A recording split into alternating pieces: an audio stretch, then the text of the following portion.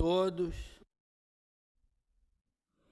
Declaro aberta a 11ª sessão ordinária relativa ao 193º ano acadêmico. Coloco em discussão e aprovação pelos senhores acadêmicos a ata do dia 26 de maio de 2022. Se algum acadêmico tiver algum reparo, algum acréscimo, correções na ata, por favor, se manifeste, ou da plenária ou remotamente. Convido o presidente Pietro Novelino para tomar assento à mesa. Não havendo nenhum comentário nem reparo, declaro aprovada a ata. Vou ler agora uma carta encaminhada à presidência da Academia Nacional de Medicina.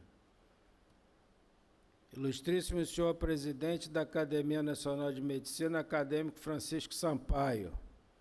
Eu, acadêmico Roberto Soares de Moura, sentado à minha direita nesse momento, nosso querido Roberto, meu professor, de acordo com o artigo 6º do Estatuto da Academia Nacional de Medicina, estando prestes a completar 33 anos como membro titular desta casa e com o intuito de permitir renovação do quadro acadêmico, dando lugar aos mais novos, solicito minha passagem para a categoria de membro emérito na cadeira número 89 da secção de Ciências Aplicadas à Medicina, patronímica do acadêmico João Moniz Barreto de Aragão.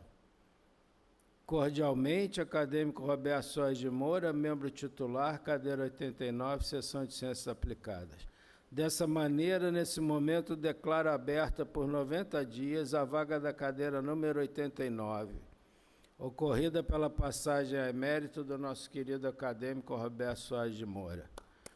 Muito obrigado, querido Roberto Soares de Moura, meu professor, meu amigo de tantos anos, mais de 30 anos de UERJ, e essa grande figura da nossa academia. Em tempo, vamos fazer a comemoração da emerência do acadêmico Roberto Soares de Moura, que será uma homenagem a ele, com um discurso de homenagem, a entrega de um diploma de emérito e uma medalha exclusiva aos eméritos que usarão nas solenidades na academia. Muito obrigado, acadêmico Roberto Soares de Moura, e a Secretaria da Academia, que se divulgue amplamente para todas as instituições científico-culturais do Brasil a abertura da vaga da cadeira 89 da seção de Ciências.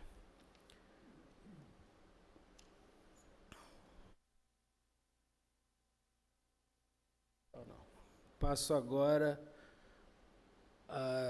queria fazer uma comunicação. Na última sexta-feira, a Academia Nacional de Medicina foi, por mim, representada na solenidade de posse do nosso querido acadêmico Paulo Niemeyer Filho, na Academia Brasileira de Letras.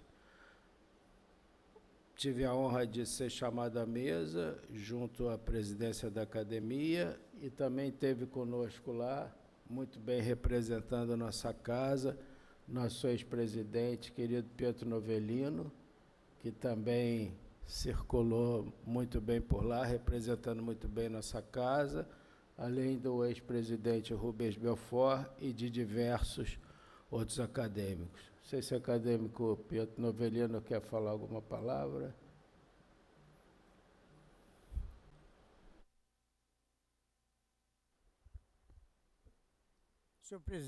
Senhor presidente, Francisco Sampaio, eu agradeço a citação, e o importante é que a nossa instituição estava representada por Vossa Excelência, né? Naturalmente, tinha outros acadêmicos presentes, mas foi uma solenidade realmente dentro dos parâmetros e dentro da liturgia da Academia Brasileira de Letras, como é a liturgia da nossa academia, né, que está prestes a completar 200 anos. Então, a Academia Brasileira de Letras está ainda na data mais ou menos de 125 a 130 anos.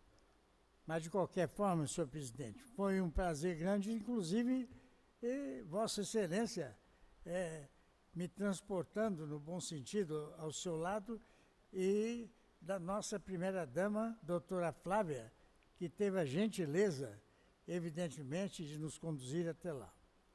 Muito e depois obrigado. nós viemos, nós dois, viu, de táxi. Muito obrigado, Cademo Novelino, pela companhia agradável e por estar nos representando também. Agora passo a palavra aos acadêmicos na plenária ou remotamente. Quem quiser fazer uso da palavra, por favor, se manifeste. Corpo acadêmico.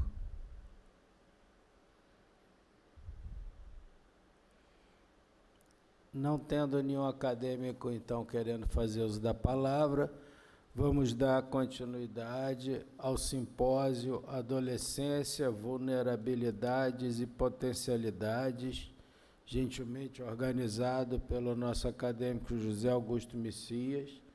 José Augusto Messias foi pioneiro no trato dos adolescentes, tem uma enfermaria de adolescentes na UERJ que eu frequentei quando fui estudante, isso já se vão quase 40 anos, e hoje é o núcleo NESA, Núcleo de Estudos de Saúde dos Adolescentes, tem um grupo de trabalho espetacular, é referência nacional. Então, querido Messias, muito obrigado por organizar esse simpósio. Você vai ter oportunidade de fazer comentários finais. Se quiser falar alguma coisa agora, pode falar, senão eu vou lhe dar bastante espaço ao final das apresentações. Vamos dar sequência com a professora Maria Cristina Kushner, do NESA UERJ. Está aqui presente. A professora Maria Cristina está presente ou está remotamente? Então a professora Maria Cristina já esteve conosco hoje de manhã, né, fazendo uns testes das apresentações. A professora Maria Cristina testou positivo para a Covid, portanto está remotamente, eu já estou lhe vendo. Muito obrigado pelo seu esforço, apesar de estar com Covid, que isso corra bem, que seja um Covid leve, e obrigado pelo seu esforço de estar aqui para nos falar sobre a pandemia da obesidade, o projeto Érica. Por favor, a professora Maria Cristina, com a palavra. Boa noite a todos. Eu que agradeço o convite feito pelo professor José Augusto Messias, e em seu nome eu estendo meu agradecimento a toda a Academia Nacional de Medicina. Eu vou falar, então, sobre o projeto, mas tentando situá-lo, né, no que tange a questão da adolescência em si e ao futuro, né, do país, com tantas crianças e adolescentes obesos. Bom, vou tentar botar aqui, né, já ver se meu treinamento deu certo. Vamos ver. Espera aí. Peço que vocês me aguardem um pouquinho.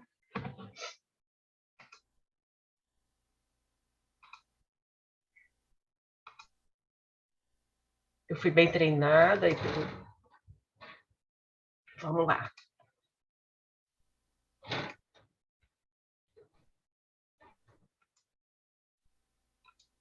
Vocês conseguem ver? Sim, está compartilhado. Pode prosseguir. Então tá. Então eu vou começar então a falar. A gente não pode esquecer, né, que a adolescência ela faz parte de um todo, né, dos ciclos da vida. E em relação à obesidade, essa questão ela precisa ser vista e ser entendida a partir da gestação.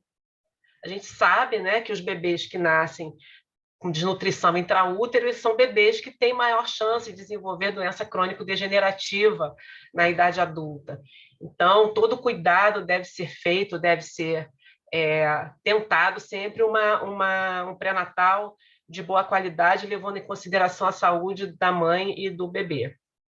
Na primeira infância, novamente aqui a importância de uma alimentação saudável, e para isso, né, as famílias dependem não só de informação, mas também de acesso a alimentos que elas possam adquirir para que seus filhos tenham uma alimentação dita saudável. Quando essas crianças entram na escola, aí entra também, novamente, o papel do Estado no que tange a uma boa alimentação durante esse período na escola, e a gente vê que tudo isso, infelizmente, em nosso país, não tem assim tanto sucesso. Na adolescência, e aí vocês vão ver, eu vou mostrar alguns dados, é uma chance, talvez única, e a mais importante para se evitar a progressão da obesidade para a idade adulta. Essa, quando chega na idade adulta, se torna, então, muito mais difícil de obtermos algum sucesso na sua abordagem. Então, a criança, temos que ter com ela, né, muito cuidado. A situação, né, na infância no Brasil, nos anos 90, 2000 e 2010, mostram que a obesidade ela vem crescendo ao longo do tempo, chegando na década de 2010 a 12% das crianças. Esse estudo foi feito a partir de uma revisão sistemática aqui no Brasil, e a gente vê que os meninos têm mais obesidade que as meninas. Ainda estamos falando de crianças, não chegamos a falar de adolescentes ainda. Ainda nesse mesmo estudo, é visto que, com o passar do tempo, a obesidade, né, o risco de se tornar obeso, ela é compatível com o aumento da faixa etária, como era de se esperar. Mas estamos aqui hoje para falar dos adolescentes, né? Então, os adolescentes, eles precisam de cuidados, como toda a população, ele tem as suas peculiaridades, e a gente vai falar um pouco disso. E, em relação ao trabalho em relação à obesidade, precisa ser bastante incisivo nessa fase, para que se tenha algum sucesso. E esse algum sucesso, muitas vezes, é só fazer com que ele pare de ganhar peso, acreditando que o crescimento que ainda há por vir possa diminuir aí o índice de massa corporal desses adolescentes. Fazê-los perder peso é também uma tarefa difícil, e para isso a gente precisa de uma equipe multidisciplinar, de uma equipe afinada e que esteja antenada com o que a literatura fala. Uma revisão sistemática apresentada agora em 2021 mostra a evolução do excesso de peso entre adolescentes ao longo das décadas. Os mapinhas aqui de cima falam de excesso de peso, onde a gente tem sobrepeso e obesidade, e os de baixo, aqui no meio, o sobrepeso, e aqui no final, a obesidade, mostrando que nos anos de 2010 a gente já tinha aí um aumento muito grande da obesidade e do sobrepeso comparado com os anos anteriores, as décadas anteriores, né? E de uma forma bastante chocante. O estudo ERICA, né, que eu vou falar para vocês, eu não vou ter tempo de explicar o estudo ERICA, né, senão levaria aqui talvez umas 3, 4 horas falando, mas vou falar um pouco dele.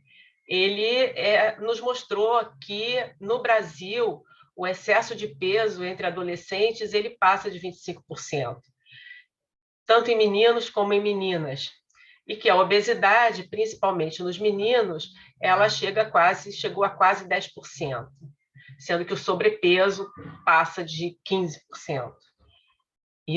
Esse estudo, né, essas avaliações foram feitas em 2013 e 2014. Então, esse é o resultado do ERICA naquele momento.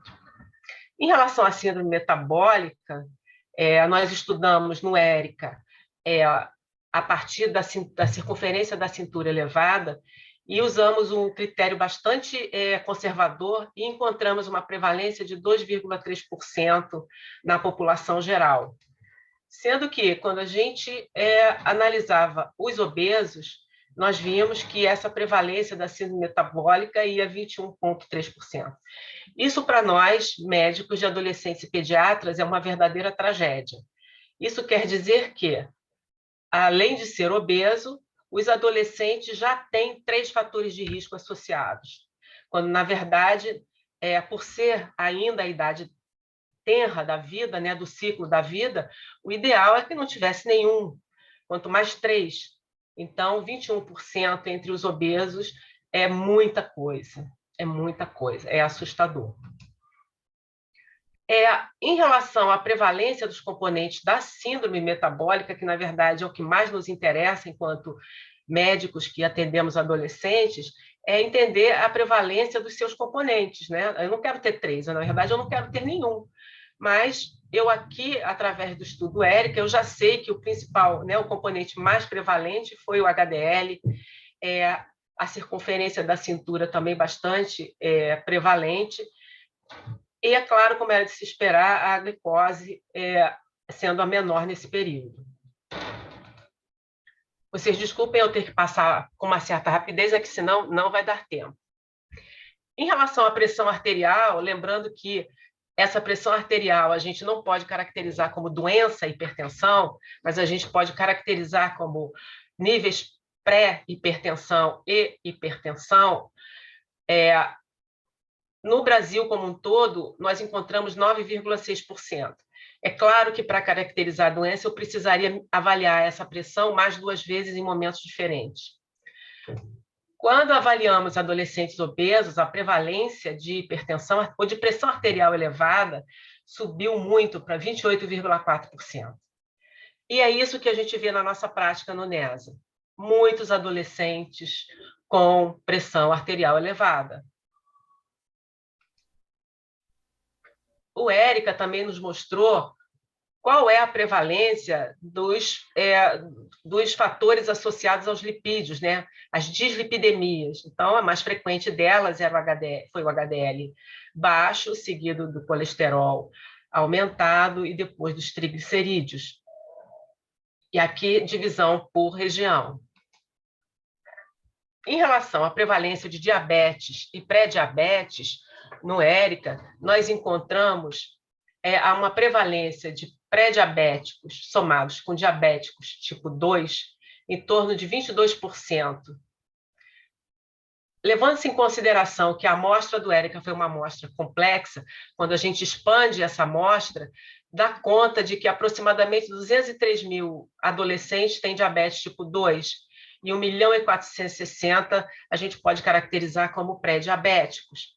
E aí, pré-diabéticos são aqueles que têm a glicose entre 100 e 125, ou a hemoglobina glicada entre 5,7 e 6,4.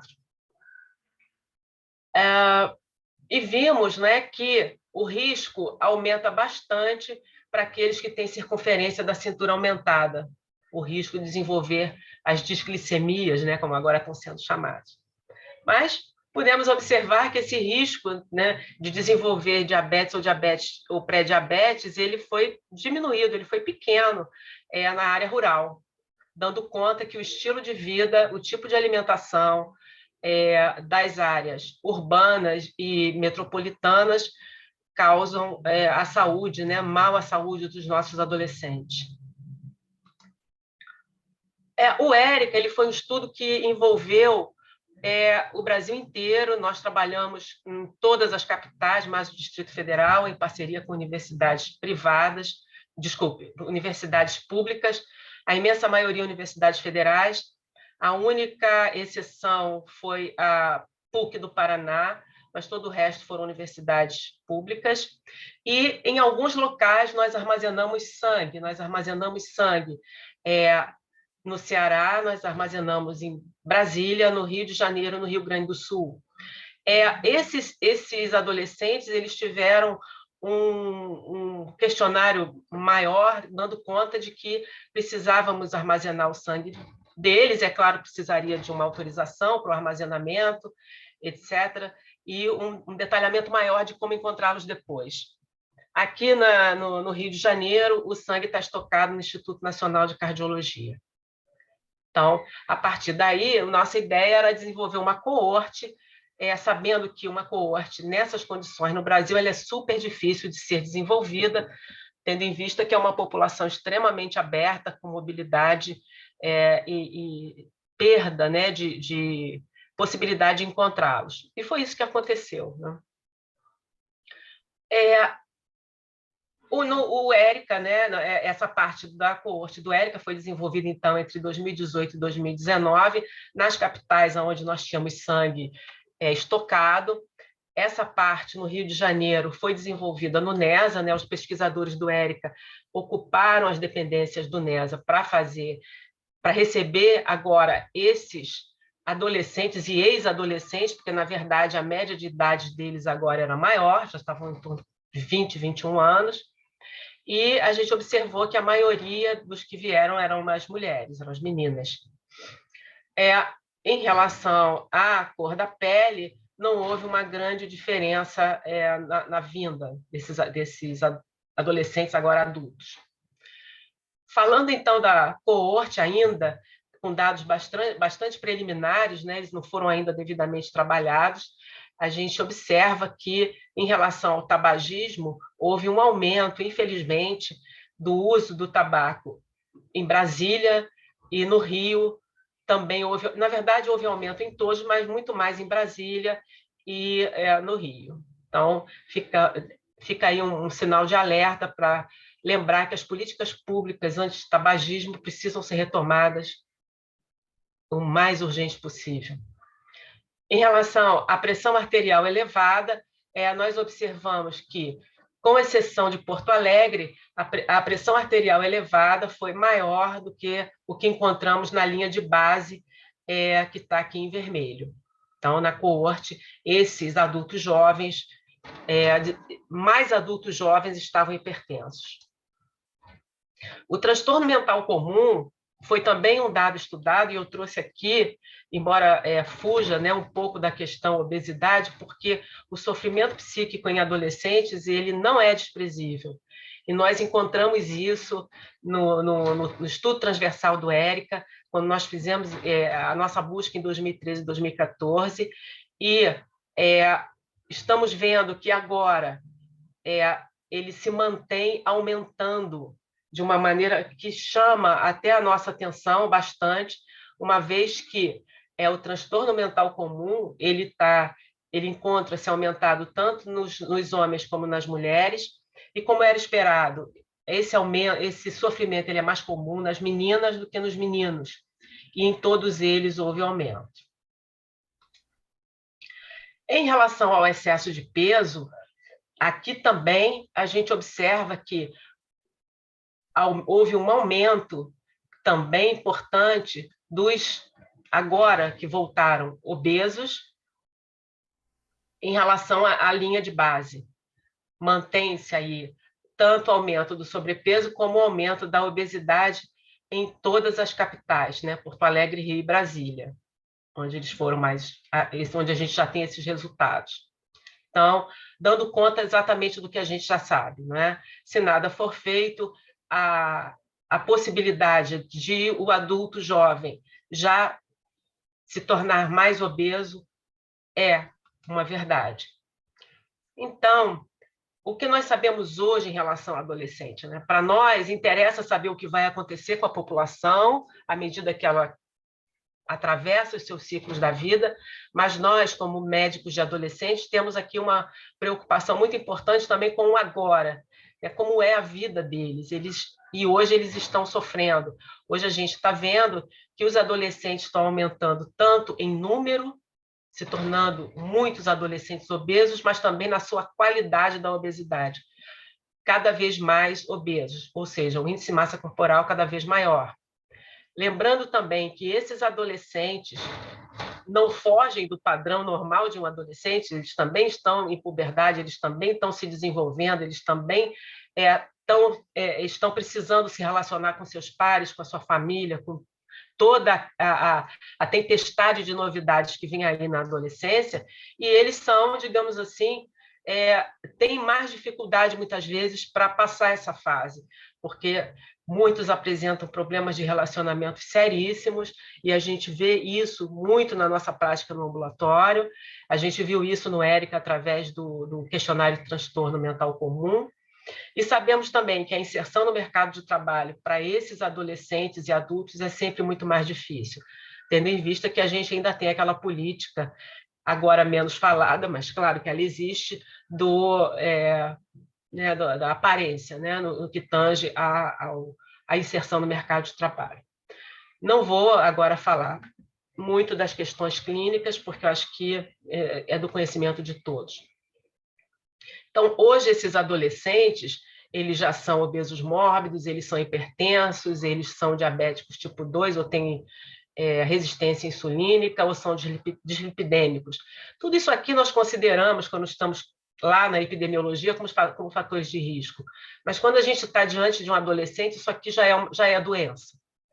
Já é doença e que vai, né, contribuir para o que a gente não quer, né, que é a formação da aterosclerose. E aí, os eventos finais que são mostrados aqui abaixo são aqueles que a gente quer postergar, não quer que aconteça cedo, de maneira nenhuma, não é? Então, quanto mais tarde alguém desenvolver um infarto, um acidente vascular encefálico, melhor. Mas o que a gente está vendo é que, com o aumento da obesidade na infância, esses eventos estão se tornando cada vez mais precoces. E, claro, que tudo isso vai sobrecarregar o sistema de saúde. Então, falando agora da obesidade no adulto, através dos dados do Vigitel de 2019, nós sabemos que 55% dos adultos têm excesso de peso, e que a maioria são homens. E os fatores associados aos homens obesos são uma idade precoce aqui, né, 35 a 44 anos, mais do que nas outras idades, com boa escolaridade, casados, que consomem álcool, que já têm hipertensão ou têm diabetes.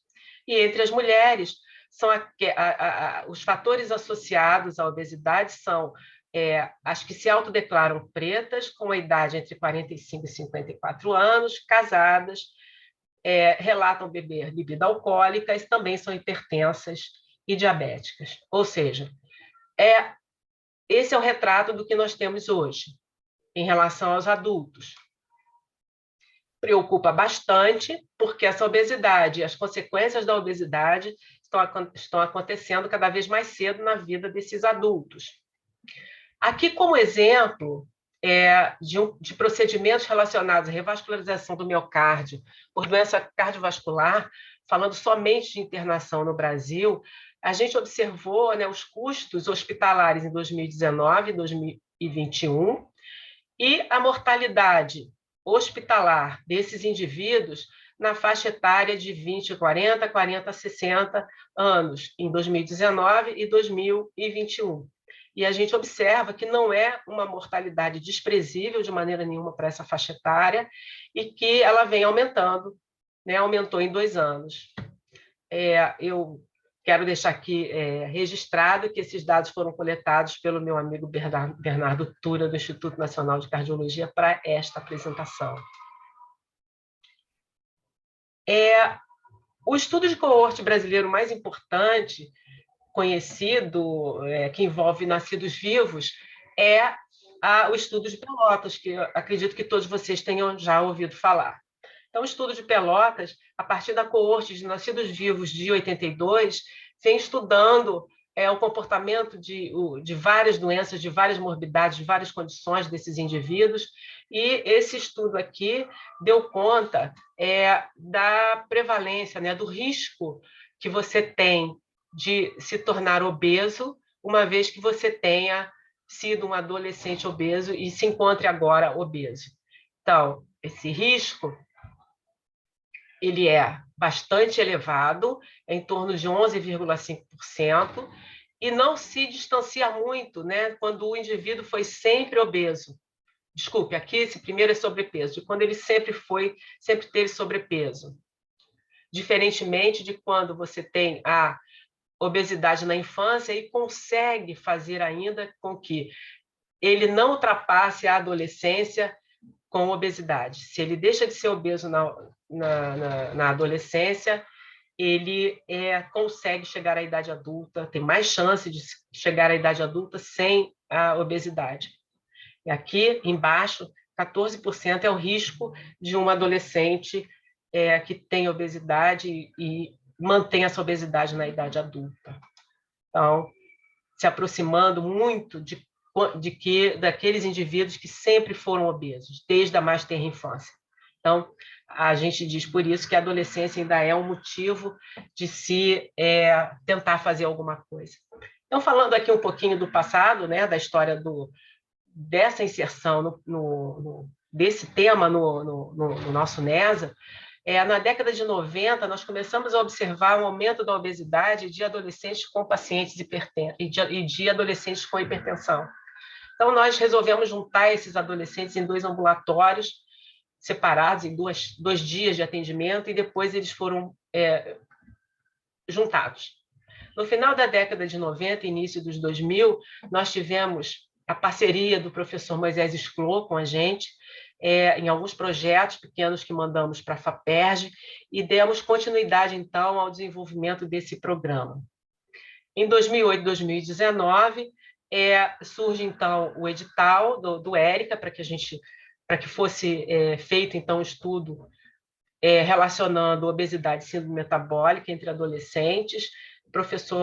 Nós participamos da elaboração desse projeto. O professor Moisés Sclô é o responsável pelo ERICA, e aqui eu não preciso falar do professor Moisés Sclô, da sua competência como epidemiologista, mas eu quero deixar registrado que o professor Moisés Sclô é uma das pessoas mais sérias, mais éticas com que alguém pode trabalhar. E quero dizer que o ERICA é o que é, porque ele foi feito no padrão Moisés Sclô.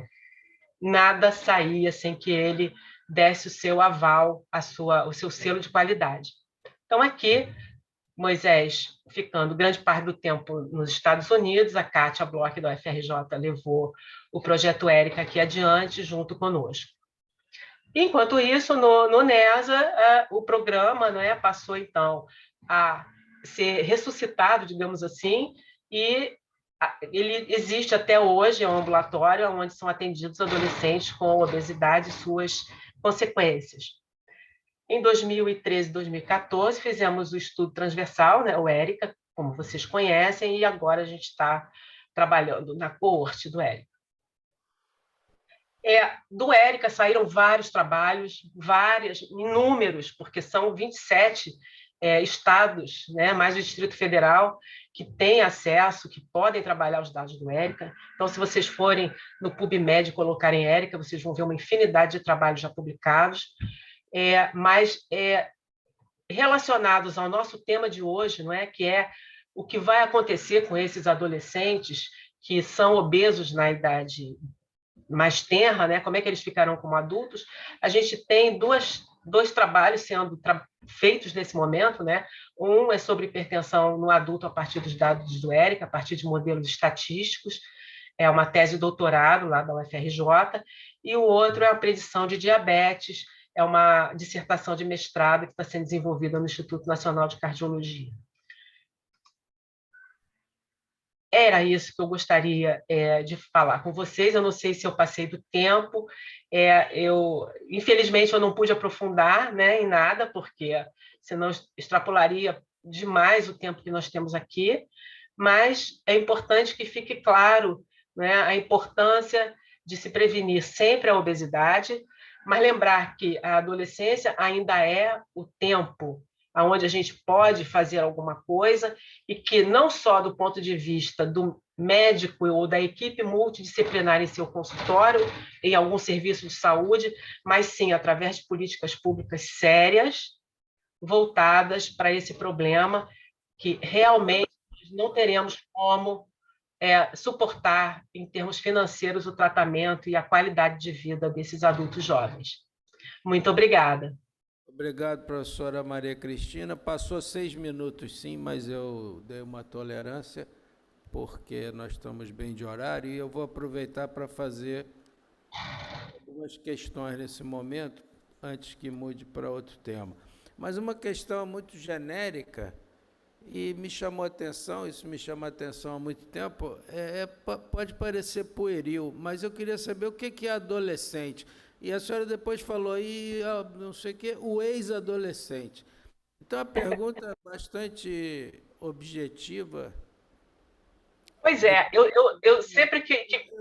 Só um minutinho que eu ainda não acabei. Eu queria saber o que é adolescente, em poucas palavras, porque a senhora já passou 6 minutos, e o que é ex-adolescente, porque no passado eu escutava que o adolescente é aquele indivíduo que ainda não se sustenta. Então, assim, eu conheço adolescentes com 30 anos, com 40, com 50, que estão com 50 anos, mas são adolescentes, tanto no comportamento quanto no não se sustentar. Então, qual é o conceito hoje do que é adolescente? A idade? A partir da idade tal, ele deixa de ser adolescente? Por favor, não sei se a senhora pode responder, senão pergunto ao Messias. É, eu posso começar a responder. Eu sempre que vou dar essa aula, né, puberdade e adolescência para meus alunos, eu pergunto para eles, antes de mais nada, o que é ser um adulto. E aí todos ficam em absoluto silêncio. O que é ser um adulto? Né? Se você for buscar a Mas definição eu lá. quero saber isso, eu quero saber qual o conceito de adolescente para vocês. Vocês estão no núcleo de estudo de saúde do adolescente. O que é adolescente? Isso é bem objetivo a resposta. Olha, para nós, 18 anos não é adolescente, 17, não é? O Não, que a é gente não adolescente para vocês? não, nós não consideramos os marcos cronológicos, embora eles existam. Né? A Organização Mundial de Saúde, a OPS, tem um Vocês limite. consideram como adolescente? A pergunta é objetiva. O que vocês consideram como adolescente? É um indivíduo que ainda está em pleno desenvolvimento físico e principalmente emocional e social, e que ainda depende da sua família e da sociedade como Então, suporte a ok. si. Então, eu conheço adolescente de 60 anos. Muitos Eu até também. estão aqui, eventualmente.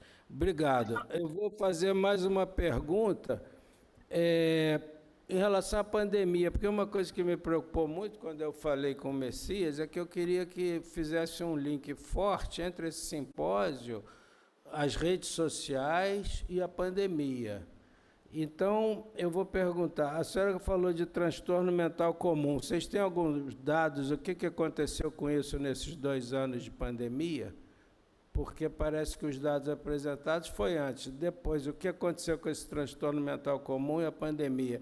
E o que aconteceu com o excesso de peso? Obviamente, vocês não têm ainda um estudo, mas, assim, grosso modo, pelo que vocês estão vendo, porque esse adolescente parou de frequentar a escola, parou de estar com os amigos, parou de fazer esporte, a grande maioria. Vocês perceberam um aumento do transtorno mental comum e um aumento do excesso de peso nesses 2 anos de pandemia? Então, professor, especificamente no ERICA, nós não temos esse resultado. Nós temos sim um trabalho que foi desenvolvido pela equipe que atua no PROA, composto por nutricionistas e médicos, que foi feito agora, no final da pandemia, dando conta de que houve sim uma piora, né, na questão da obesidade e principalmente de hábito alimentar, principalmente dos hábitos alimentares. Ok, obrigado. Feito pela Denise Giannini. Obrigado, então, agora, depois o nosso Messias vai poder falar, mas eu estou curioso com algumas coisas, por isso estou fazendo fora do protocolo para poder ficar dinâmico. No final eu vou fazer alguns comentários também. Tá bom, porque eu ainda continuo na dúvida o que é adolescente, mas eu conheço adolescentes de 60 anos, alguns e muitos. 50 e 40 aos milhares. Convido a professora Fernanda Graneiro, não sei se está presente, Donesa Uerge, para nos falar em 20 minutos, professora, sobre o projeto Caminho Melhor Jovem. Por favor, com a palavra. Senta aqui, pô. Senta aqui. Vem para cá, cuidado só para não tropeçar.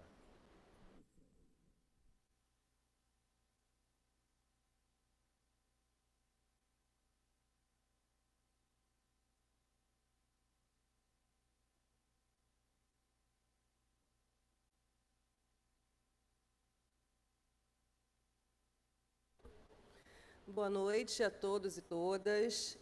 Eu queria agradecer o convite que o professor Messias me fez e a confiança no trabalho que eu realizo no NESA.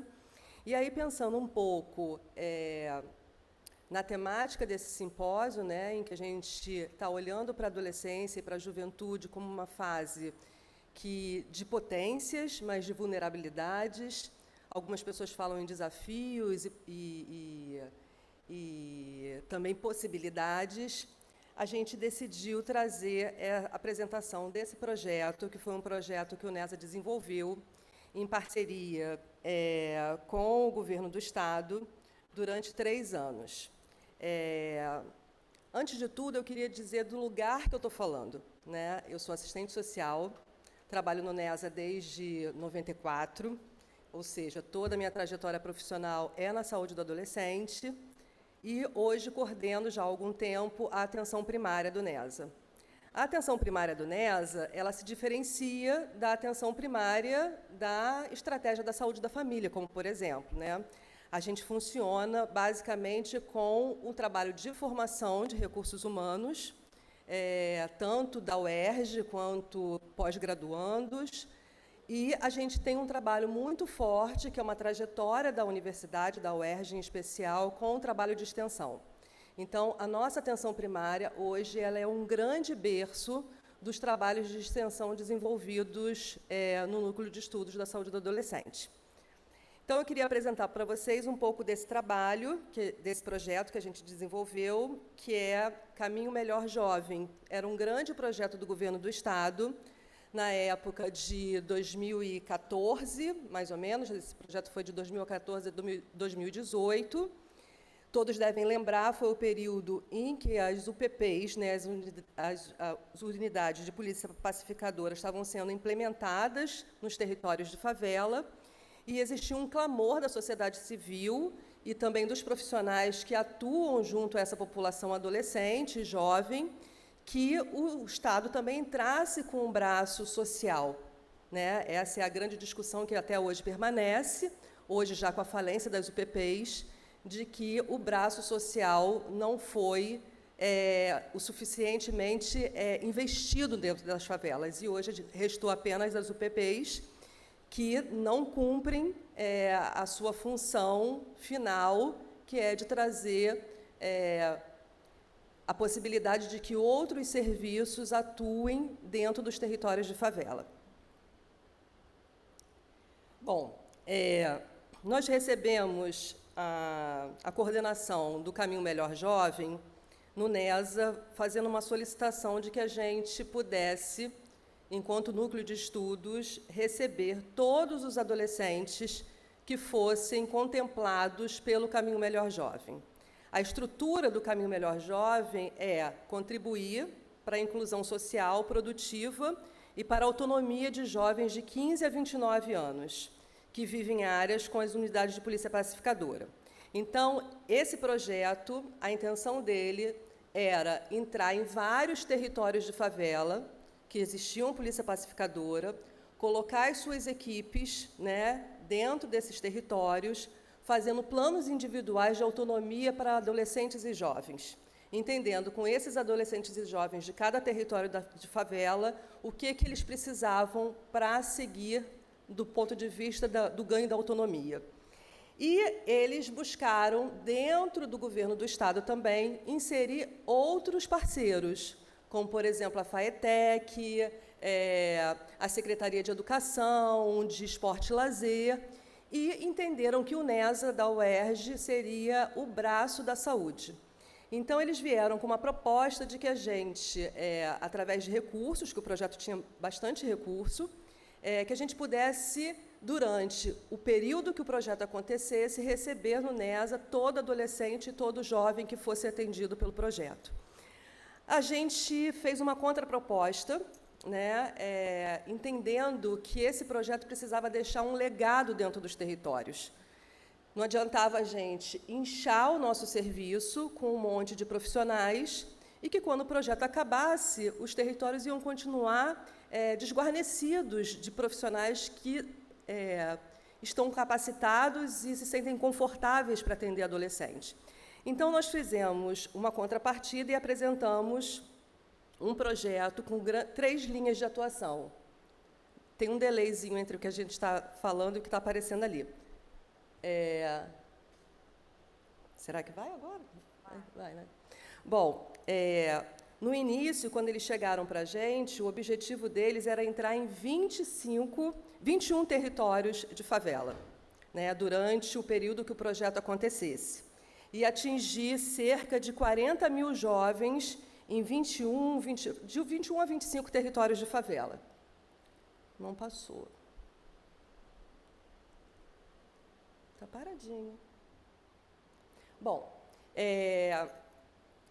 quando a gente escutou essa proposta, a gente apresentou o nosso projeto do NESA para o Caminho Melhor Jovem, que era de contribuir com as ações de saúde nos territórios contemplados pelo projeto Caminho Melhor Jovem, favorecendo as intervenções institucionais e o protagonismo juvenil para a atenção à saúde de adolescentes e jovens.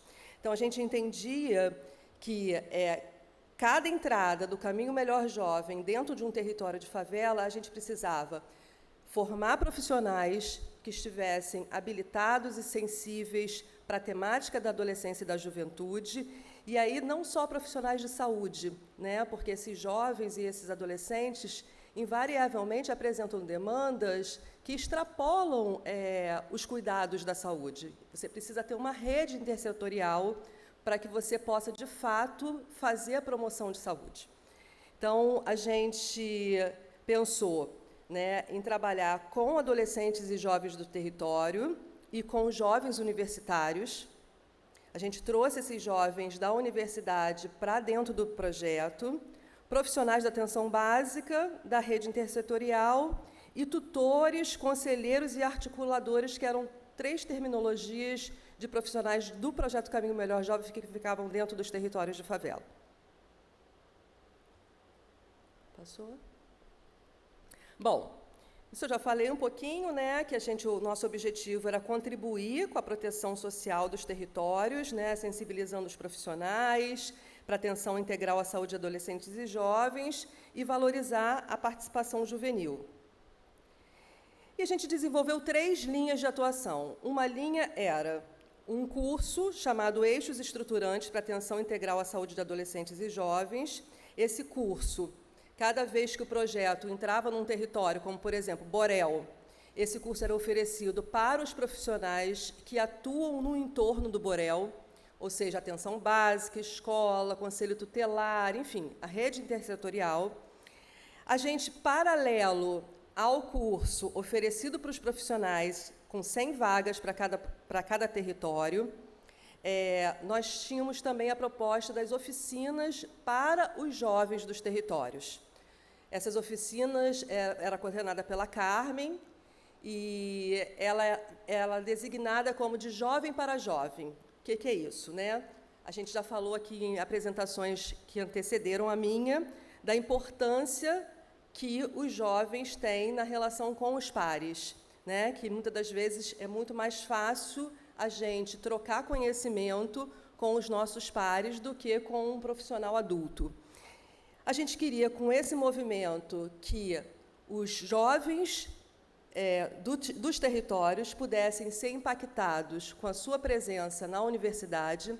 Alguns desses jovens que moram no Borel, por exemplo, que é muito próximo ali da UERJ, não sabiam, por exemplo, que eles podiam entrar na UERJ sem um crachá, sem uma liberação, né? E a UERJ é uma universidade de passagem, inclusive, né? Então, alguns jovens, foi uma forma da gente desmistificar também esse lugar da universidade, então impactando os meninos de favela, mas também impactando os nossos alunos, né? Trazendo para a gente profissionais que estão sendo formados e que, em algumas formações, diferente do serviço social, que a gente acaba lidando com isso desde muito cedo, mas, em algumas formações, são profissionais que chegam no mercado de trabalho e nunca se depararam com essa realidade social. Então, a gente também queria impactar os alunos com uma realidade social que hoje é de grande parte da nossa população. Então, a gente, paralelo ao curso, a gente fazia as oficinas com as mesmas temáticas do curso, só que com uma metodologia diferenciada, né? Enquanto no curso a gente tinha aulas expositivas, nas oficinas a gente trabalhava com outros métodos mais lúdicos para envolver os jovens nesse processo. E tínhamos uma outra oficina, que foi uma demanda muito grande também que a gente recebeu, que era como é que a gente ia inserir nessas oficinas os jovens e adolescentes com dificuldade de aprendizagem. Então, nós tínhamos uma outra modalidade de oficina que também trabalhava com todos esses temas, mas com outros recursos, né? Nessa oficina não precisava, por exemplo, escrever, trabalhava com outras possibilidades, ler e escrever. Eles trabalhavam com imagens visuais, com produção de filmes, de fotografias, e foi muito bonito a gente ver os jovens que, dentro do seu território, são considerados jovens com deficiência, podendo, por exemplo, estar fazendo uma exposição para o seu território com as suas fotos e com os seus filmes. Essa oficina, em 2014, um dos filminhos que eles fizeram, né, foi indicado para o Anima Mundi. Então, isso deu muito orgulho, né, para o projeto e para os familiares desses jovens. E aí, a gente, nessa proposta, né, no curso, a nossa proposta era realizar 9 cursos, né, com 900 profissionais capacitados diretamente, porque cada turma era aberto para 100 profissionais. E, com isso, a gente queria impactar os serviços de saúde através das ações voltadas para adolescentes. Isso aqui é só um exemplo de como é que funcionava a divulgação do curso e a nossa programação. Eram temas que são temas pertinentes, né, para a questão da saúde de adolescentes e jovens.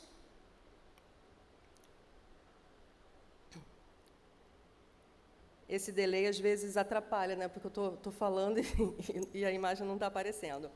Bom, a segunda ação, como eu falei, era formar em cada território adolescentes e jovens com potencial para participação juvenil e multiplicação de conteúdos. Então, enquanto o curso acontecia com 100 profissionais, paralelo ao curso, aconteciam as oficinas que eram realizadas de jovem para jovem. Jovens universitários, profissionais recém-formados também, de diversas áreas do conhecimento, e adolescentes e jovens de favela. Ao final dessas oficinas, esses jovens tinham como tarefa preparar uma carta de intenção para a saúde. E era muito bonito ver o quanto eles sabem de si, o quanto eles sabem do seu território, né, o quanto eles sabem das fragilidades e das potencialidades do seu território, e o quanto eles tinham a dizer para os profissionais de saúde sobre o que fazer com essa juventude dentro do território. Então, ao final de cada curso, a última mesa, que em geral é uma mesa sempre de muita formalidade, né, a mesa de encerramento de um curso, essa mesa a gente deixava como um espaço privilegiado para que esses jovens pudessem falar para a plenária e apresentar as suas propostas de saúde. Então, a gente entende que o protagonismo juvenil, a gente também precisa criar espaço para que esses jovens possam se colocar. A terceira oficina, conforme eu falei para vocês, era essa oficina com um caráter mais cognitivo, para os jovens que têm dificuldade de aprendizagem, de linguagem, de expressão, e eles produziram materiais lindos, né? Então, quando a gente acabava o curso, tinha apresentação dos jovens com uma intenção de carta e também tinha sempre uma exposição, ou de vídeos ou de fotos feitos por esse outro grupo de jovens que tem dificuldade de aprendizado. O que esperávamos na época, né? Atingir 2.500 jovens, 900 profissionais, criar metodologia inclusiva e participativa, realizar mais de 500 oficinas nos territórios, deixar um legado coletivo nos territórios, e o sonho de todos nós que trabalhamos com juventude na saúde é impactar a política pública, né? A gente da universidade persegue isso o tempo todo, né? A gente quer, com o nosso trabalho, poder impactar a política pública. Essa aqui era a nossa equipe, composta por assistentes sociais, advogado, bolsistas de graduação, enfermeiros, fonoaudiólogos, educação artística, história. A gente entendia que, mais do que uma equipe multidisciplinar, era uma equipe interdisciplinar, porque todos esses conhecimentos estavam juntos na preparação de cada ação. Cada oficina era preparada com esse conteúdo e com esse arsenal, né? Bom, esse projeto ele foi interrompido abruptamente no ano de 2018, quando o governo do Estado, o Estado do Rio de Janeiro, entrou na crise financeira e política que a gente viveu, ainda tem alguns resquícios disso. Então, a gente, daquelas 25 favelas que o projeto iria entrar, a gente conseguiu entrar nessas: Alemão, Fumacê, Cidade de Deus, Penha, Maré, Manguinho, Jacarezinho, Mangueira, São João, Borel e Formiga, e a gente aí, os territórios futuros seriam Catangalo e Rocinha quando o projeto foi encerrado. Alguns resultados, né? Nesses 3 anos de projeto, a gente conseguiu realizar 5 edições do curso, ou seja, conseguimos atingir diretamente 500 profissionais. Nós publicamos um livro chamado Eixos para a Saúde de Adolescentes e Jovens. Esse livro foi produzido pelos professores e coordenadores do curso. Realizamos 5 edições das oficinas educativas de jovem para jovem dentro de cada território. Essas oficinas, em geral, eram um grupo de 30 a 40 adolescentes e jovens que participavam. Os jovens elaboraram as cartas, né, de cada território e foi apresentado, né, para os gestores e para os profissionais daquele território. Tivemos também as oficinas de animação. Produzimos um vídeo que foi premiado no Festival Animamundi. A gente também foi convidado a compor um projeto que era chamado PAT. A gente recebia alguns projetos feitos por jovens dentro do território, e o projeto que ganhasse ganhava uma remuneração para desenvolver aquele projeto durante um período de 6 meses. Eu fazia parte da comissão julgadora, e era muito interessante a gente ver jovens de território de favela, com tanta criatividade, com tanto potencial para escrever projetos de inclusão de outros jovens. Então, assim, eu acho que foi um privilégio para mim ter podido participar da banca avaliadora. Trouxe para vocês também algumas fotos das oficinas, dos encontros dos jovens. A Carmen usava como uma metodologia da primeira oficina trazer para esses jovens o mapa do seu território. E isso tinha um impacto imenso no grupo, né? Porque eles reconheciam o território, às vezes conseguiam até reconhecer as suas próprias casas dentro do território. E a gente trabalhava com eles o seguinte: o que tem de potente aqui nesse território? Né? Onde estão os problemas do território? Mas o que tem de bom aqui? E sempre tinha muita coisa boa. Aonde que é o melhor lugar para falar sobre saúde? Quase nunca eles diziam que era na atenção básica ou na estratégia da saúde da família, e nem na escola. Né? Eles elencavam outros lugares do território, outros espaços, para ser um lugar para se falar de saúde. Às vezes, um projeto social, às vezes, uma aula de música, e eles entendiam que aquele lugar ali era um lugar interessante de falar sobre saúde.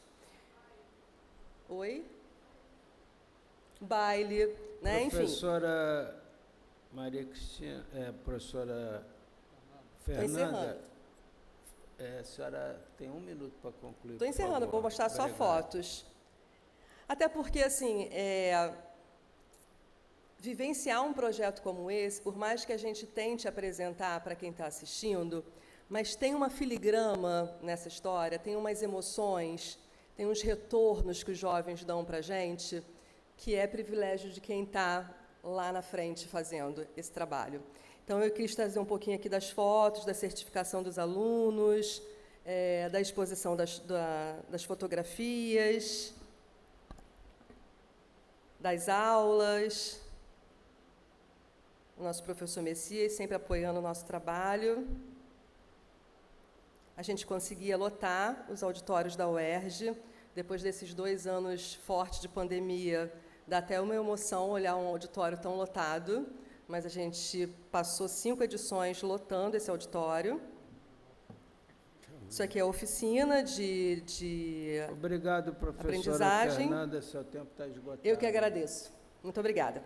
Vamos dar prosseguimento agora ao simpósio, convidando a professora Carmen Rey, do NESA UERJ, para falar sobre projeto Trabalho Infanto-Juvenil e Saúde. Professora Carmen, 15 minutos de sua apresentação.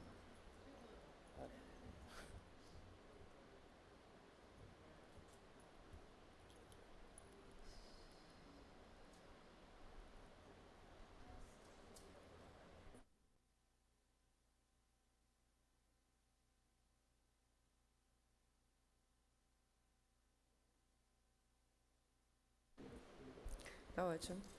Gente, boa noite. O meu nome é Carmen Rey. Foi uma delicadeza do Messias, nosso querido diretor do NESA e sempre apoiador dos trabalhos que nós ousamos desenvolver na nossa atenção primária. Agradeço muito a presença de vocês e esse convite que me deixou muito feliz.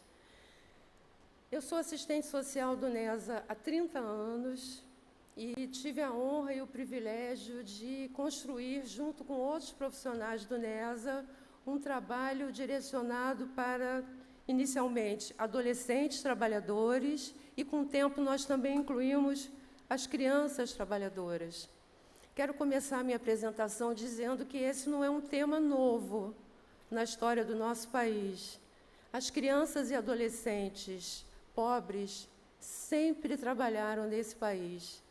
Eu trouxe uma citação da professora Helene Rizzini, que ilustra muito do que eu quero dizer. As crianças e adolescentes das camadas subalternizadas sempre trabalharam nesse país, desde a colônia, o Império, a Constituição da República, até os dias atuais.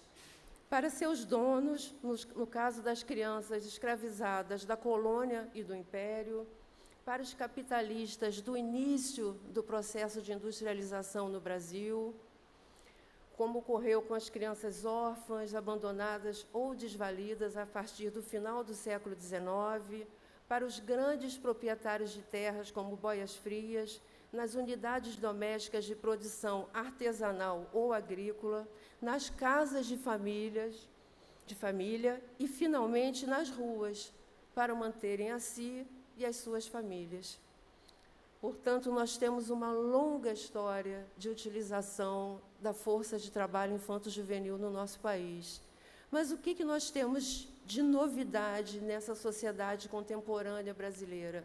Hoje nós temos um marco legal que vai definir que as pessoas com menos de 16 anos não trabalham nesse país, não deveriam trabalhar nesse país, com exceção na condição de aprendizagem a partir dos 14 anos de idade.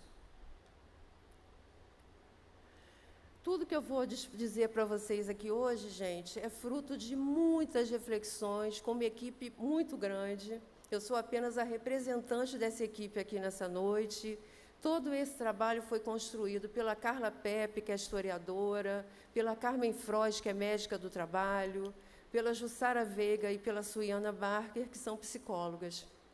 Portanto, tudo que eu vou estar dizendo aqui para vocês é fruto de muitas reuniões, de muitas discussões, mas, fundamentalmente, de muita escuta de crianças, adolescentes e suas famílias. Crianças e adolescentes em situação de trabalho e também muitas histórias familiares de trabalho. E como foi, então, que nós organizamos o nosso trabalho? Inicialmente por um ambulatório que autorizou essa nossa escuta multidisciplinar. Em seguida, a partir de tudo que nós ouvimos dos adolescentes, estou repetindo isso, das suas famílias, e depois também das crianças em situação de trabalho, nós, então, construímos uma metodologia de formação de recursos humanos para discutir o que fazer diante desse cenário. E, fundamentalmente, uma metodologia baseada em casos e narrativas. A partir daí, nós desenvolvemos também pesquisas multidisciplinares, voltadas para meninas em situação de trabalho doméstico, para adolescentes que trabalhavam em garimpos, e, no meu caso, um estudo sobre crianças e adolescentes que trabalhavam em aterros sanitários, em lixões. Depois de todo esse trabalho, nós tivemos também o privilégio, a partir do ano de 2003, de conseguir impactar a primeira política de saúde que reconheceu o trabalho infanto-juvenil no Brasil como um campo da saúde do trabalhador do Ministério da Saúde. A partir daí, então, nós fomos convidados para, junto com outros profissionais, tanto da academia quanto dos serviços, para elaborar esse material, que são as diretrizes para atenção integral à saúde de crianças e adolescentes em situação de trabalho. Esse material, gente, nesse material, nós, então, colocamos todas as informações, volto a repetir, e foi realizado tanto por profissionais da ponta quanto pela universidade, representando as várias regiões do país, porque não poderia ser um material apenas com sotaque carioca. Teria que ser um material que percorresse todo o Brasil, construindo grupos multidisciplinares e intersetoriais voltados para a erradicação do trabalho infantil e para a proteção do adolescente trabalhador. Nós, então, prestamos uma assessoria à saúde do trabalhador do Ministério da Saúde por 13 anos para a implantação dessa política. Essa é a capa do nosso módulo, onde nós colocamos 10 casos de trabalho infanto-juvenil, exatamente como eles chegam nos serviços de saúde e nos desafiam, para que nós pudéssemos, então, discutir com muitas outras equipes, nesses muitos Brasis. E eu diria para vocês, nós saímos de uma experiência muito pontual no Rio de Janeiro, na escuta do menino, em geral, office boy, para percorrer todo esse Brasil e conhecer outras formas de trabalho que nós nem sabíamos que existiam. Essas são fotos de alguns grupos de trabalho que nós construímos em muitos estados do Brasil. Depois de viajar tanto, nós resolvemos, então, construir um curso à distância para poder continuar desenvolvendo esses grupos de trabalho no Brasil inteiro, mas agora não mais pessoalmente, e sim de forma virtual. Nessas diretrizes que nós construímos para a formação de profissionais de saúde sobre o tema, queria dividir com vocês o que nós definimos como crianças e adolescentes em situação de trabalho. São meninos e meninas com idade até 18 anos, porque nós trabalhamos com o marco do Estatuto da Criança e do Adolescente, que vai definir a adolescência como pessoas de 12 a 18 anos e a infância como pessoas de 0 a 11 anos de idade. Meninos e meninas com idade até 18 anos que contribuam para a produção de bens ou serviços, incluindo atividades não remuneradas, qualquer que seja a forma de inserção no mercado de trabalho, nos setores formais e informais da economia. Nós também trabalhamos com um conceito muito ampliado de trabalho, que vai abranger as atividades informais, ilegais, os trabalhos domiciliares, familiares, as atividades consideradas ajuda, não remuneradas ou com benefícios secundários, como casa e comida, muito, muito relevante no universo das meninas que são trabalhadoras domésticas, em especial as filhas de criação, que nós temos muito no nosso país. Nós também entendemos que nós não podemos falar do trabalho infanto-juvenil no Brasil em geral, não, porque existem muitas possibilidades e muitas mediações. Existem diferenças entre as várias regiões do país, entre os territórios rurais e urbanos, entre as diferenças de gênero, raça, porque, infelizmente, nós transformamos toda a nossa linda diversidade racial em desigualdade social e classes sociais, para que nós possamos, então, compreender os vários significados que o trabalho infanto-juvenil pode apresentar. E por que, então, gente, a saúde entra nessa discussão a partir de uma portaria promulgada no ano de 2003, que vai definir que todo e qualquer trabalho, todo e qualquer acidente de trabalho ocorrido com crianças e adolescentes passe a ser um evento de notificação compulsória. Até então, a questão do trabalho infantil e da proteção do adolescente trabalhador vinha sendo desenvolvido pela educação, pela assistência social, pelo sistema judiciário. Mas por que discutir a categoria trabalho é tão importante quando tratamos da saúde de crianças e de adolescentes? Em especial pela magnitude do problema. Em 2019, havia 1.768.000 crianças e adolescentes de 5 a 17 anos em situação de trabalho, representando 6% das pessoas entre 5 e 17 anos de idade. E quais são, então, as possíveis situações de risco à saúde que o trabalho infanto-juvenil pode apresentar? Nós entendemos que falar da relação entre trabalho infanto-juvenil e saúde significa entender um grupo indissociável e interligado de questões. Nós estamos falando tanto da exposição a ambientes de trabalho insalubres, perigosos e penosos, quanto aos impactos dessa experiência nos aspectos subjetivos e coletivos da socialização. O que nós queremos dizer com isso? Que existe uma maior vulnerabilidade dos adolescentes aos agravos, de crianças e adolescentes, aos agravos oriundos dos ambientes de trabalho, que o sistema imunológico de crianças e adolescentes não apresenta ainda maturidade e, portanto, os impactos de ambientes insalubres, perigosos e penosos podem ser potencializados nesse momento da vida. Além disso, crianças e adolescentes também podem ter um impacto muito grande com a exposição a substâncias químicas, como o agrotóxico, por exemplo, que é tão usado no trabalho rural. Nós estamos falando também do sofrimento psíquico que o trabalho pode trazer quando uma criança não pode brincar, quando uma criança ou um adolescente não pode estar com seus pares, com a sua família, com a escola, e, muitas vezes, com a necessidade de tempo livre para sonhar com tudo aquilo que a vida pode ser. Além disso, existe uma maior vulnerabilidade a acidentes de trabalho nesse momento da vida. Por quê? Porque crianças e adolescentes desconhecem ou não têm controle sobre os riscos que os trabalhos podem apresentar, ou ainda porque não possuem a experiência necessária para lidar com atividades de trabalho. Nós trouxemos para vocês a última pesquisa sobre acidentes de trabalho com crianças e adolescentes que nós tivemos acesso no período entre 2007 e 2017.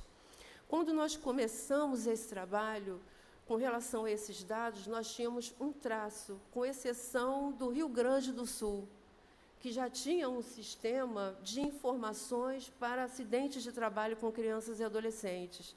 No período de 2007 a 2017, 40.849 meninos e meninas sofreram acidentes de trabalho no Brasil. 24.654 de forma grave, com fraturas, queimaduras e amputações. 236 crianças e adolescentes morreram nesse período. Por que as crianças e adolescentes trabalham? Quando nós vemos uma criança trabalhando, com certeza esse trabalho é diretamente relacionado à sobrevivência da família. Mas quando nós vemos adolescentes trabalhando, existem mediações maiores na situação de pobreza. Professora Carmen, 2 minutos para concluir. 2 minutos? 2 minutos. Deixa eu dar uma corrida aqui, gente. Deixa eu mostrar para vocês.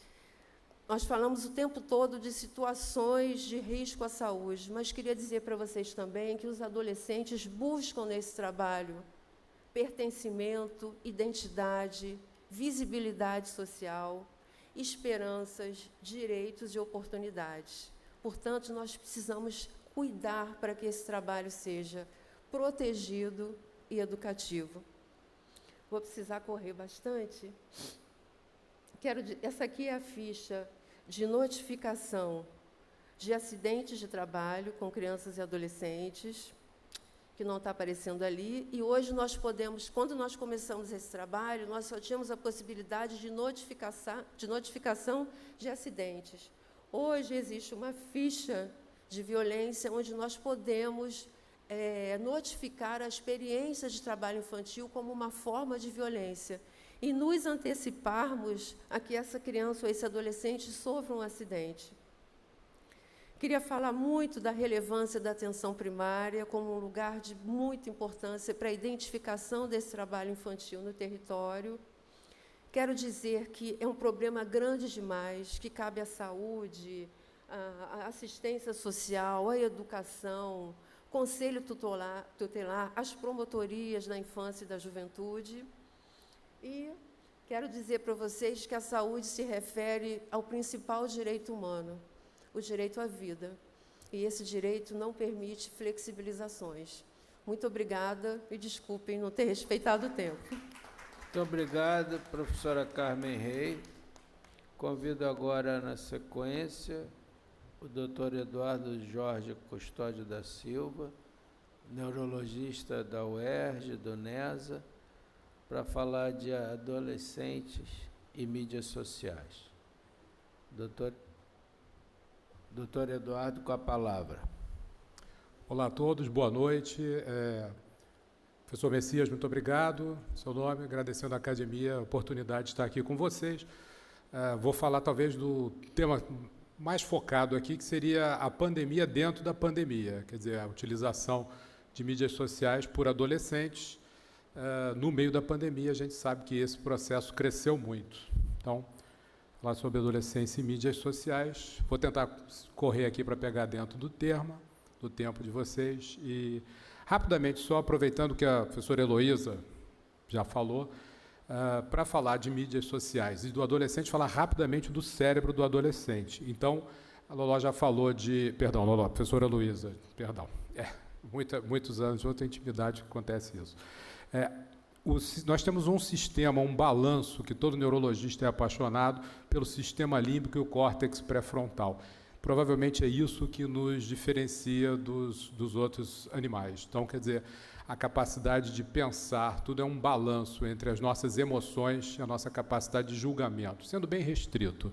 Então, ela falou para a gente de maturação, de mielinização. A mielinização se dá de trás para frente no cérebro. Então, a última área do nosso cérebro a se formar, a ficar completa, é o lobo frontal. A gente fala em pré-frontal, isso não existe, se fosse pré-frontal seria a frente do cérebro, mas é a parte mais anterior do cérebro que é responsável por essa capacidade de moralidade, julgamento, que a gente vai ver mais à frente. E ela funciona num balanço muito estrito com o nosso sistema límbico. Então, rapidamente falando do cérebro do adolescente, é nesse momento da nossa vida que a gente tem uma reorganização estrutural cortical fenomenal, fantástica.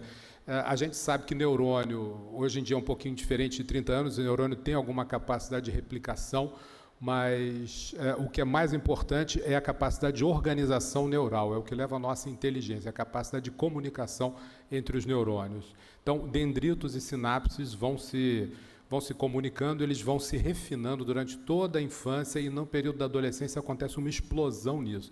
E é quando você tem o que a gente chama de poda sináptica. A gente nasce com muito mais neurônio do que o que a gente utiliza. Quer dizer, algumas pessoas não utilizam quase que nenhum neurônio, talvez um só ou dois, isso a gente tem visto aí, mas vamos lá.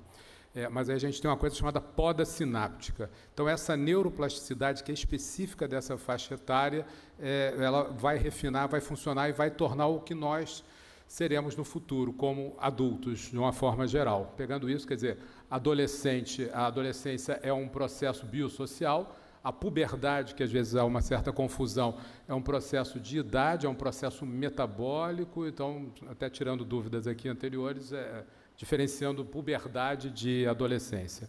Então, o adolescente ele vive a busca de estímulos o tempo todo, ele vive atrás de estímulos.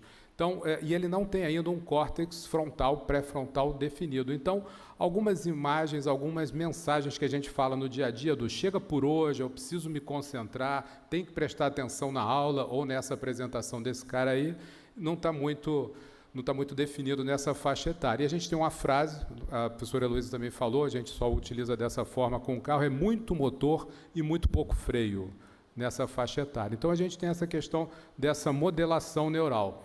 A parte aqui, o córtex pré-frontal, seria a sede da empatia, da capacidade de entendimento, a flexibilidade de respostas, a possibilidade de regulação emocional, quer dizer, um controle o controle cortical, a regulação corporal de temperaturas e coisas, uma noção de moralidade, a intuição, que nada mais é da capacidade de pegar coisas antigas que a gente tem e imaginar desfechos baseados em experiências prévias, a comunicação sintonizada, a capacidade de se comunicar com o outro e, principalmente, a modulação do medo. Lembrando que o medo é importante, a ausência do medo não é uma coisa boa. Saber lidar com medo é que é importante. E esse córtex pré-frontal, que a gente está vendo aqui, ele tem uma comunicação direta durante toda a nossa vida, mas na adolescência esse desbalanço é um pouco maior, com o sistema límbico, que é onde tem as reações de lutar ou correr, quer dizer, de ficar ou fugir. Provavelmente nós somos descendentes daqueles homens das cavernas que fugiram do tigre, dente de sabre. Quem ficou para lutar, acho que morreu, mas enfim, a gente está aqui. Alguns pensamentos, eu estou seguro, isso é adequado, essas pessoas aqui à minha volta me querem. Então, em tese, são perguntas que acontecem e que teriam por sede o sistema límbico. E acredita-se, o local das emoções. Bom, e aí a gente parte um pouquinho. Falamos do cérebro, agora da nossa situação atual. Quando a gente fala em mídias sociais, a gente tem uma questão de telas. A gente lida com telas. Quais são as telas? A televisão, o computador, um tablet, um e-book, um celular e por aí vai. Qual é o futuro a gente não sabe. Daqui a pouco estaremos interagindo com hologramas, mídias virtuais, a gente nem imagina o que vai acontecer. Se a gente falasse de um celular, quando eu me formei em 89, que a gente ia interagir com um telefone tocando, eu ia achar que eu era maluco naquela época. Vários colegas de turma sabem que agora que eu não era maluco, eu estou maluco hoje em dia, mas vamos lá. A interação. Qual é a interação que a gente pode ter com isso? Você pode ser desde um receptor passivo, eu estou vendo uma televisão, eu estou lendo um livro, uma tela, no e-book, até uma interatividade. Por exemplo, em games, além das mídias sociais, que a gente só pensa nisso, mas a interação com um game, você trabalha em grupo, você pode fazer parte de uma equipe, você tem uma equipe aqui, eu tenho filhos que eram adolescentes até pouco tempo, eles jogavam 3, 4 daqui contra 3, 4 caras do Japão, o que, aliás, é infernal para quem é pai. Não sei, todos aqui têm filhos, pai, netos e tudo.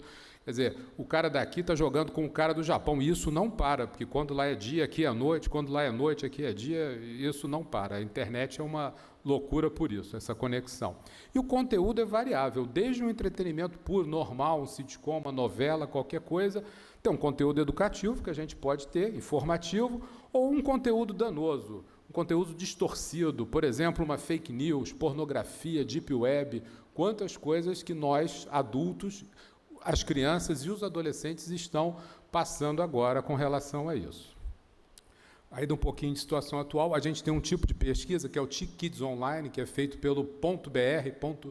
.br é um domínio, né? Quer dizer, isso é um grupo que tem sede em São Paulo, que é excelente, e eles fazem vários trabalhos, eles sabem exatamente qual é a nossa situação. Então, a gente sabe que 95% das crianças e adolescentes do Brasil tiveram contato com a internet até 2019. Isso agora com a pandemia ficou um pouco mais complicado, mas acredita-se que isso esteja muito próximo de 100%. Então, por pior que nós tenhamos uma sociedade não igualitária, que absolutamente piorou com a pandemia, a chegada ao celular, à internet, ela é muito estabelecida. O professor Messias falou de C, D, classe C, DE, todo mundo hoje em dia está com acesso ao celular. É uma coisa bem complicada. E 1 em cada 3 internautas do Brasil são crianças ou adolescentes. né? O século XXI, a gente está vendo, é marcado pela tecnologia da informação e da comunicação, com toda a gama de ferramentas que vocês possam imaginar. Então, redes sociais, aplicativos, plataformas digitais.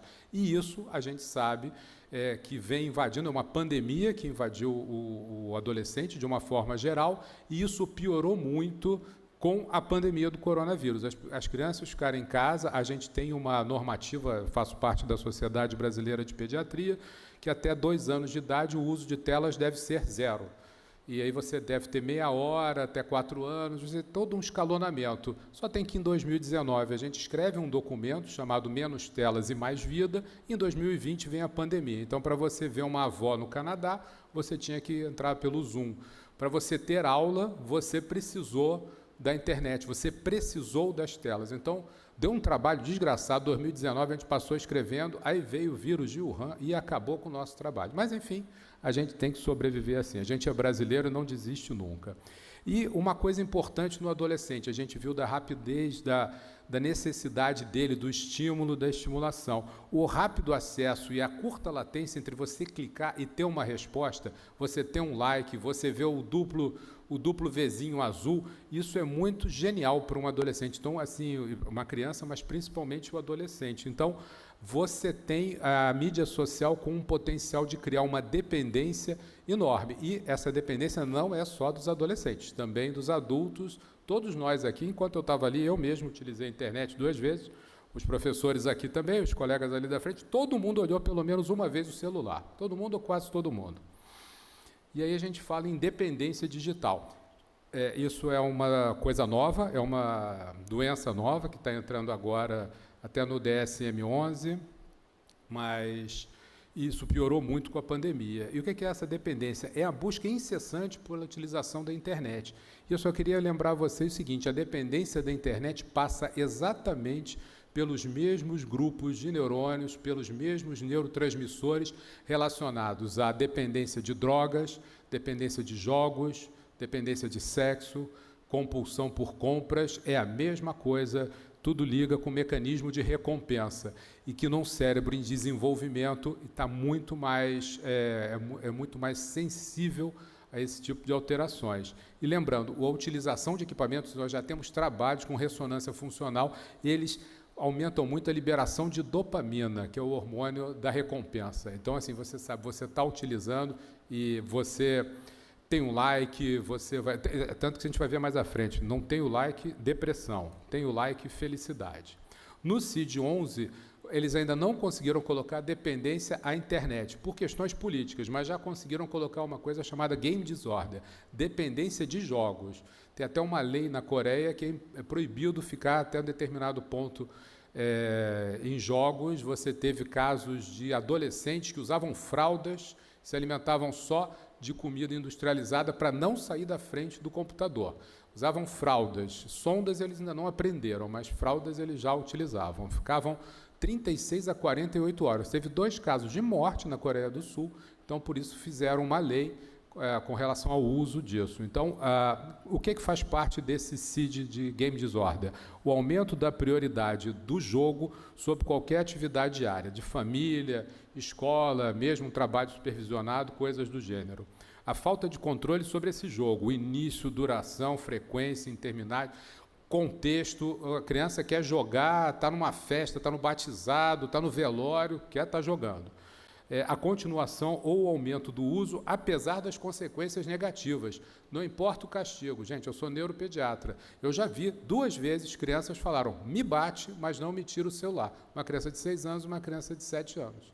Pode me bater, quero castigo físico, mas não tira meu celular. Tirar o celular é tortura. Imagina um adolescente. Esse não dá nem para tirar, que ele sai correndo, né, professor? A gente não tem nem perna para correr atrás dele. E o período para isso ser relacionado é 12 meses. Agora, você pode encurtar esse período se houver uma gravidade muito grande, um impacto escolar muito grande. A gente foca muito na capacidade funcional da criança e do adolescente. E aí você tem o transtorno do impulso associado. É o uso excessivo e a não percepção da passagem do tempo. Não percebe. Só fazendo um meia-culpa, quantos e quantos adultos também aqui não vão ao banheiro, sentam e ficam na internet e esquecem da vida. Então, assim, não é só criança e adolescente, nós também fazemos isso. Ainda no transtorno do expulso, você já está tendo, por conta da dependência, quadros de abstinência, com alterações de humor. Isso é mais comum em adolescentes, crianças também, mas adolescentes, com sentimentos de raiva, tristeza e mesmo frustração. E a repercussão negativa: família, escola, isolamento social, fadiga, estresse mental, síndrome do pânico, tudo isso está associado com esse uso excessivo da internet. Eu extrapolei para os jogos, mas você pode reextrapolar para o uso da internet e das mídias sociais de uma forma geral. Rapidamente falar com vocês algumas doenças novas que a gente já está colocando, já estão no escopo do DSM-5, ainda entrando em avaliação. Então, uma delas é a nomofobia. Todo mundo aqui já passou por isso. É nomobiofobia, é angústia ou medo desproporcional de ficar sem o celular. Adolescente faz muito isso. Ele pode sair pelado, mas não sai sem o seu celular. Se ele tiver sem o celular, ele se sente nu. Ele não tem conexão com o mundo, ele acha que a vida acabou. Doutor Eduardo, Diga. 2 minutos para concluir, por favor. Eu acho que o seu relógio está adiantado aí, professor, mas vamos lá. São 15 minutos, o senhor está falando a 13. Beleza. Sexting, nudes, quer dizer, também a capacidade de conteúdos pornográficos. Texting, também coisa. Antigamente, as pessoas tinham uma grande dificuldade com dor lombar. Hoje em dia, essa dor é mais cervical. Isso é só uma figurinha aqui. Quando a criança fica com o pescoço muito abaixo, é como se ela carregasse 27 quilos no pescoço. Cibercondria, isso é muito comum em adolescente, ele já chega no consultório diagnosticado. Eu tenho TDA, eu sou bipolar. FOMO, que é Fear of Missing Out, e a síndrome do toque fantasma. O fear of missing out, isso para o adolescente é uma loucura. Ele precisa fazer parte de um grupo. Então, quando ele sai também da mídia social, ele também se sente mal. E a síndrome do toque fantasma, a pessoa acha que o celular está tocando o tempo todo. Cyberbullying, o bullying por mídias sociais. Isso aqui eu vou falar rapidamente: os transtornos, depressão, ansiedade, déficit de atenção, cutting, que é lesão de automutilação e suicídio, tudo isso amplificado pela internet. Você tem vídeos do YouTube ensinando a como se cortar e esconder dos pais, o suicídio também, e alguns acidentes de selfies. Você tem mais de 700 casos registrados no mundo, além da questão dos desafios perigosos. Só para finalizando aqui o tratamento, tentar detoxificação, quer dizer, levar a criança ou adolescente para atividades lúdicas, controlar o tempo de utilização e, principalmente, prevenir isso. Desconectar é um exercício familiar. Uma imagem vale mais que 1000 palavras. Não dá para um pai, olhando para a internet, durante um almoço ou um jantar, falar para o filho: não usa. Se ele está usando, e a grande palavra de ordem qual é? Supervisão. Supervisionar os adolescentes e as crianças, criando momentos de detox. Já temos alguns aplicativos de você descobrir quanto que o seu filho está utilizando na internet e, efetivamente, limitar o tempo de telas. Voltando à vida ao normal, a gente precisa de limitar isso. Concluindo, o mais importante para a gente é ver a capacidade funcional dessas crianças e adolescentes. Eles estão com capacidade, guardando só uma imagem, a internet não é uma coisa demoníaca, ela tem que ser muito bem utilizada, ela é fenomenal, a gente tem o mundo na nossa mão, a gente só tem que aprender a utilizar isso, e é muito importante que os médicos, as pessoas aqui, saibam abordar isso, não achar que isso é uma coisa específica. Então, o pediatra, o médico de adolescentes, o cirurgião, todo mundo, talvez o anatomista patológico não, porque aí já perdeu o tempo, mas todos nós devemos abordar isso, esse paciente com esse problema. Muito obrigado. Obrigado, doutor Eduardo Jorge. Abro a palavra agora aos acadêmicos presentes na plenária ou remotamente que queiram fazer seus comentários ou perguntas para os nossos palestrantes. Algum acadêmico quer fazer uso da palavra? Nosso acadêmico, querido Maurício Gomes Pereira. Cadê Maurício? Abre seu microfone. Obrigado, presidente. Boa noite a todos. Eu fiquei muito interessado em refletir. Primeiro que tudo, eu queria agradecer ao nosso organizador pelas brilhantes pessoas que trouxe para nos brindar com esse seminário. Agora, o ponto que me deixou assim foi definir o que é adolescente. Existem duas maneiras de enfocar a definição. Você sabe que a tela do computador e uma folha de papel em branco aceitam tudo. As definições, elas existem, mas elas têm que ter para você medir alguma coisa. Algum de vocês falou que nós estamos na era da quantificação, da medição. Quer dizer, para essa medição, certas definições são pouco úteis. Por exemplo, tem algumas definições aqui de adolescência. Período de transição de um estado de dependência ao estado de independência. Quer dizer, mas como é que você vai depois... É importante definir, é importante para a teoria. Agora, foi apresentado aqui muita informação quantitativa. Essas informações quantitativas referem-se a que idade? Quer dizer, quando você definir, tradicionalmente, a definição era uma definição de faixa etária. Inclusive, a definição baseava no dado existente, o dado que existia.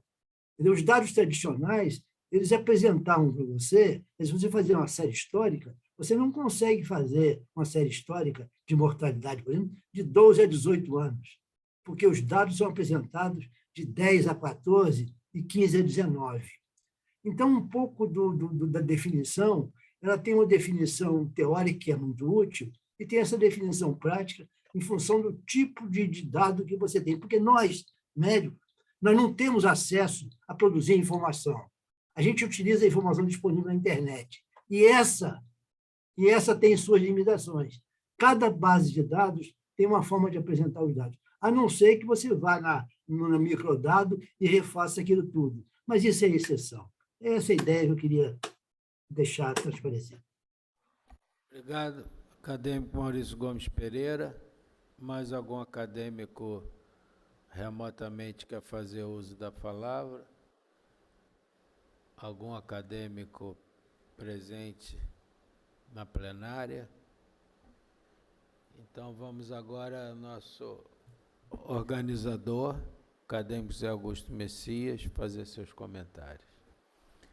Nos comentários finais, após essa sessão, em primeiro lugar, natureza pessoal, e bem rápido. Fiquei completamente satisfeito, porque a ideia inicial ao planejarmos isso é dar uma ideia, não só do trabalho do NESA, mas aquilo que eu até cheguei a projetar, do conceito que está por trás do que se consideramos lá a saúde integral, que extrapola muito a questão biológica, a questão médica. Durante muitos anos, no final do século passado, década de 80, 90, por exemplo, nosso serviço era aquele que mais operava cardiopatia secundária, febre reumática, troca de válvula mitral e aórtica, um procedimento altamente sofisticado. E nós vimos nas apresentações que desenvolvemos ao longo desse tempo, pela colaboração de um grupo muito grande de pessoas, e que tiveram algumas porta-vozes aqui, um conceito muito ampliado deste binômio saúde e doença. E talvez a adolescência seja um momento, como até o fato biológico do gordo adolescente é um adulto gordo, um pouco diferente da criancinha gorda, que não obrigatoriamente será um adulto gordo.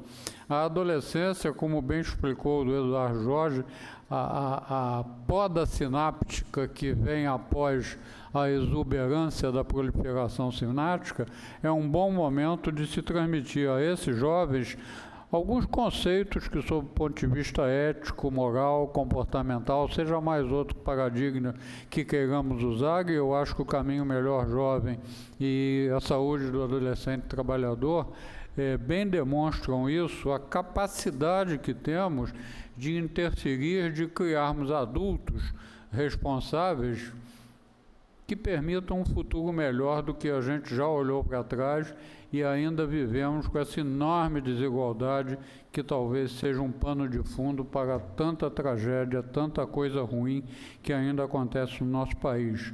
A nossa responsabilidade como professores universitários, como profissionais de uma instituição de ensino superior pública, eu não diria gratuita, porque a instituição pública ela é muito cara para o imposto que é pago pelas pessoas, aumenta muito mais a nossa responsabilidade de devolver à sociedade um trabalho de qualidade que melhora a condição de saúde e de sobrevivência feliz, não só para nós, mas como nossos filhos e nossos netos.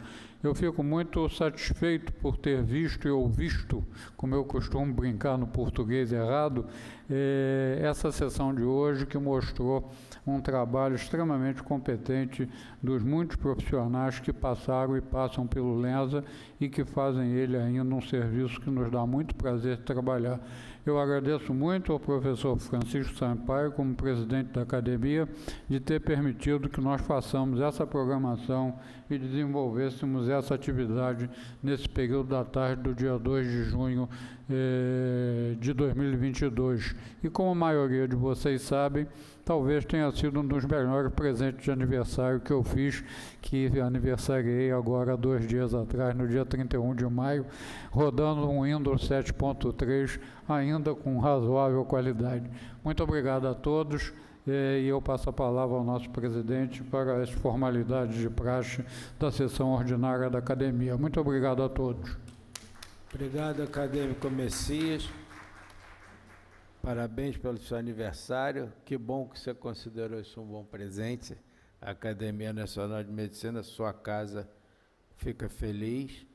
Agradeço a organização desse simpósio e ter nos atualizado sobre o assunto adolescente, que é um assunto que muitos ainda são, né? E vamos conviver sempre com os adolescentes. Então, muito obrigado. Eu acho que o seu serviço é excepcional, é um serviço qualificado e você é considerado realmente a referência na área, pelo menos que eu acompanho há 40 anos. Agradeço a todos e dou essa sessão por encerrada.